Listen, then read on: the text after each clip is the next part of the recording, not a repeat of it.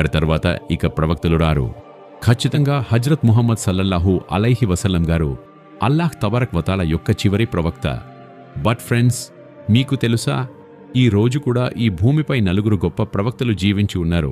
వారు మనుషులకు సహాయం చేస్తూ వారిని సత్య మార్గంలో పిలుస్తున్నారు. ఆ నలుగురు ప్రవక్తలు ఎవరు? వారిని అల్లాహ్ ఎందుకు ఇంకా జీవించి ఉంచాడు?